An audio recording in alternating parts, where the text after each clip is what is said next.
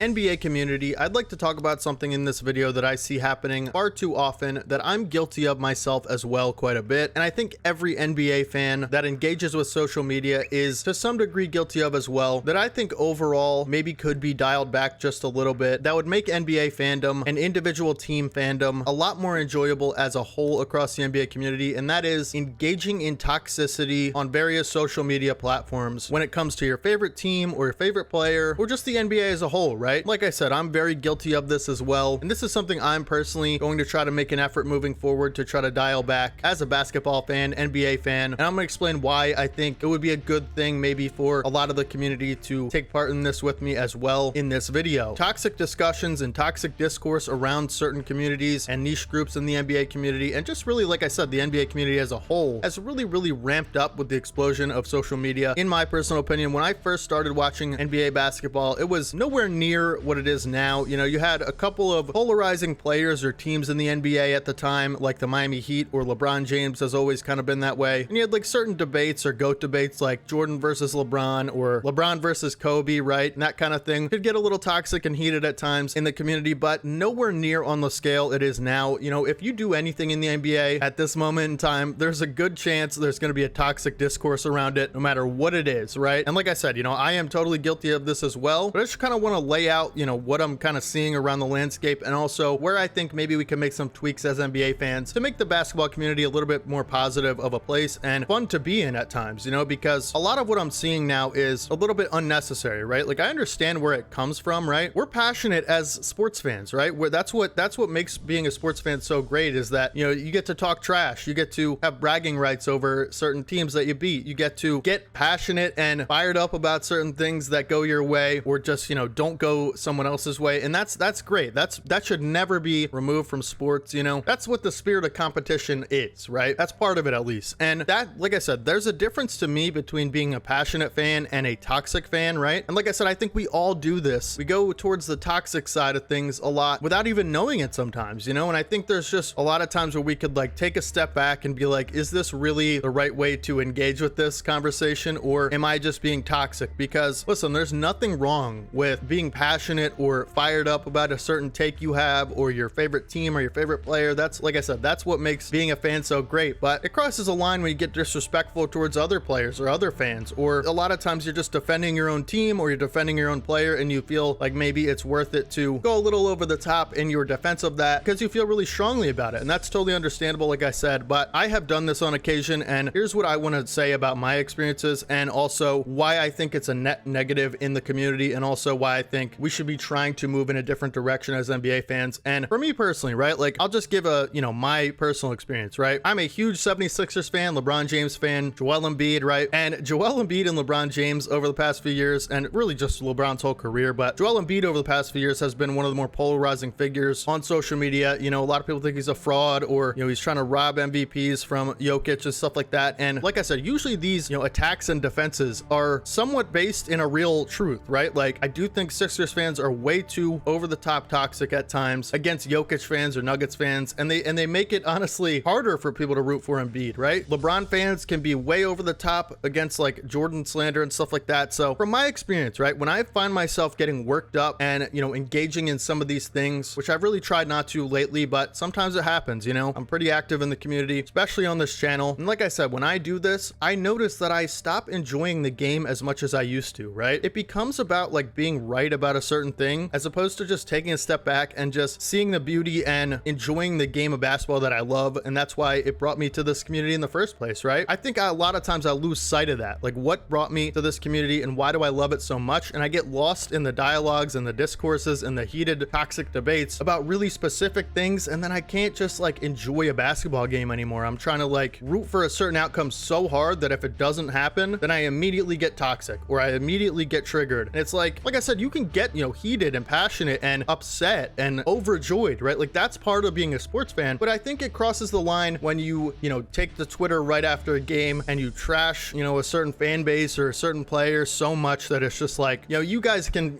obviously see a lot on these social media platforms where the line is, right? I don't think I have to explain that line to you guys. I think we've all crossed it at times. We all maybe regret it sometimes. We all get backlash, whatever, but, or maybe you don't regret it, but I'm just saying it's hard to appreciate the game of basketball and also have a super narrow agenda and like a super kind of unhealthy view on certain things within the game, right? When I take a step back and just like, for right now, like this is the most toxic time of the year generally. The playoffs, the award season, you know, the finals are coming up. Like this is where it gets the most heated and toxic. And I find myself like getting like wrapped up in certain issues. And then all of a sudden I'm like, oh, wait a minute. It's the first round's almost over. I haven't even really like appreciated what we're seeing. Like just right now, think about it, right? Take a step back and just view the, you know, playoff landscape as it's happening, right? We have in the Western Conference, some of the greatest players of all time performing right now, some of the greatest young players in series against these players. Like just think about right now, we have a Jokic versus LeBron and AD series in the first round. Just think about that more in an abstract sense of like how cool that is that that's happening right now. And sometimes, like I said, you can get lost in your favorite team or your favorite player and the debate around it, and then all of a sudden the series is over and you're like, I didn't even get to enjoy that series because I was so heated. This is one of the last years we'll get to see LeBron James, Kevin Durant, Steph Curry. I know he didn't make the playoffs, but like Steph Curry and these guys really like compete for a championship, right? Like I think that's something we should be taking a step back from these debates, watching closely and just enjoying, like embracing and like maybe kind of documenting in our minds, because there's a lot of people that'll be born 10 years from now that will never get to see LeBron James play or wish they did. Like I wish I got to see Jordan play. I wish I got to see Allen Iverson play, you know what I mean? Or Dr. J as a Sixers fan. And I would be so regretful if I just let that pass me by because I was so heated and engaged with a certain dialogue and toxic mindset as far as, you know, NBA fandom goes, and that kind of passed me by and I didn't even get to enjoy it. You know, there are certain things that we can get passionate about and, you know, defend our takes and our positions and our teams and stuff like that against other toxic people, right? We should also be like taking a step back, like I said, and being like, wow, this is just like an awesome time in the NBA right now where we have some of the all-time great players kind of phasing out of the league but still playing at an extremely all-time great high level. And we have all these other like intermediary age guys like Jokic, Embiid, Giannis, who are like close to 30, who are just absolutely setting the world on fire, you know, doing things we've never seen done before. And then we have like young all-time great future guys that are coming up like Luka, SGA, and like Tatum and stuff like that. And so it's like, you know, you have like in one series right now, you have all-time greats like for days. You have the Clippers versus the Mavericks, right? You have Kawhi Leonard, Paul George, James Harden, Russell Westbrook, Luka Doncic, and Kyrie Irving all in the same series, man. Like how often do you guys just look at that and go, this is like incredible that this is an actual series in the first round right now, as opposed to being like, oh, I got the Mavs in 5. Like this is, you know, the Clippers are gonna get washed. They're, you know, they're frauds, they're losers, they always lose in the playoffs, they choke, right? That's the kind of thing I'm talking about, where like we don't actually, sometimes I don't realize like, oh my goodness, this is like a great, just insane amount of talent in this,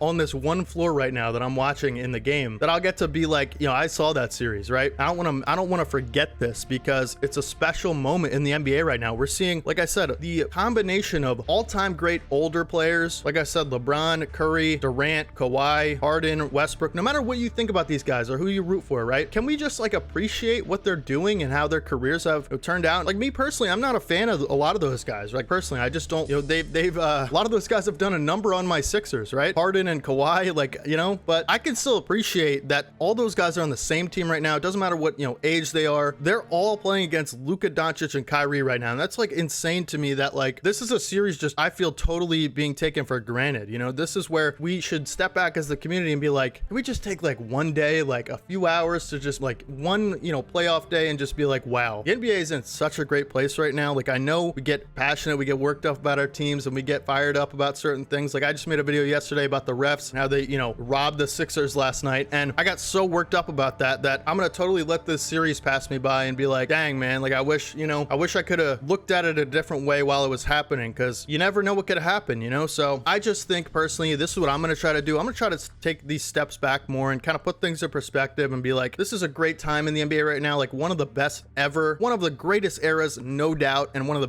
greatest basketball displays we'll ever see in an entire NBA playoffs. And I just think, you know, it gets taken for granted a lot, and I do it too. And I'm going to try personally to stop doing that so much, because, you know, while it's fun to engage in these things and defend your people and defend your teams and your cities, whatever, it also takes things out of perspective, right? Like it can shift your perspective and make it not so much fun as it is like trying to be right or trying to, you know, get somebody on Twitter, like you're trying to dunk on somebody on Twitter. So I just think these are two very different perspectives that we often have, and, you know, it's easy to shift them without even noticing. And all of a sudden it's like a few years go by and you're like, do I even like basketball anymore? Like, or do I just like arguing with people on Twitter? Like, what am I even doing here, right? So I think for me personally, I'm going to try to do that. And I would really encourage you guys too, because, you know, you don't know how many many great years you're going to get from some of these older players anymore. And, you know, 5 years from now, these guys I just mentioned, Jokic, Giannis, Tatum, these guys are going to be older, right? So it's like, it's just, you know, I love basketball. That's what I'm here for. You know, the beauty of the game that we're seeing right now, the incredible all-time great offensive displays and just all-time talents that we're seeing night in and night out. I think, you know, this is a really important era, and I think we should all realize that, and maybe, you know, maybe just try to be a little nicer to each other. You know, I'm going to try to do that. If you guys comment, you know, negative stuff or something, I'm just going to try to respond with positivity, because I want to foster a positive community in this YouTube space and the NBA community, because at the end of the day, I'm just a really passionate basketball fan. You know, I just love the game, and I love my team, and I love just everything about the NBA in particular. So, you know, that's why I started doing these types of videos in the first place, because I just want to share my appreciation of the game and share my takes on it, and just, you know, engage with the NBA community on a different level than I was before, and maybe try to foster a positive community in the process, who with people maybe are like-minded. And you don't have to agree with everything I say. I don't expect that. I have some wild takes, and I give them all the time, so I don't expect you guys to agree with me, but I just really think, you know, it could be beneficial for a lot of people to partake in this journey I'm on, of just like trying to see the game for the, you know, the beauty in it instead of the negatives, you know, and trying to see these players for the all-time great talents that they are, and maybe not so much like their disappointments. And I just think it's important to think about, you know, even if you don't want to you don't have to totally change your perspective or anything. I'm not even going to do that, but I'm just saying, like, I'm going to try here and there as much as I can to be more positive, less toxic, and kind of just ignore a lot of that stuff, you know, because it really is unhealthy for your mental, and also just as a basketball fan, it takes the fun out of it sometimes. And that's kind of just the point of this video. So I wanted to share that with you guys, and hopefully you guys can let me know down in the comment section if any of that made sense. And, you know, I just love basketball, man. That's what I'm here for. That's what I'm, you know, making these videos for. So if you guys enjoyed it, make sure you guys drop a like, and hopefully you guys do get something positive out of this video, because that's really what I'm trying to do today. Let's just enjoy the playoffs, man. There's so much great basketball being played every single day right now, and that's the best time of the year. So there's no reason to be toxic about it, you know? There's some reasons to be toxic about it, but not all the time. It doesn't have to be 24/7. We should try to stop doing that. That's my point. I will catch you guys on the next one. Make sure you guys subscribe to the channel if you guys haven't already. We're going to be doing more positive stuff like this on the channel, trying to spread, you know, good vibes throughout the NBA community, pick people up when they're down. That's what we're all about here, you know? Hope you guys have a great rest of your day today. Hopefully your favorite team wins their next NBA game, and hopefully your team's discourse isn't totally toxic like mine is every season. I will catch you guys on the next one. This is your boy D-Haven. As always, peace.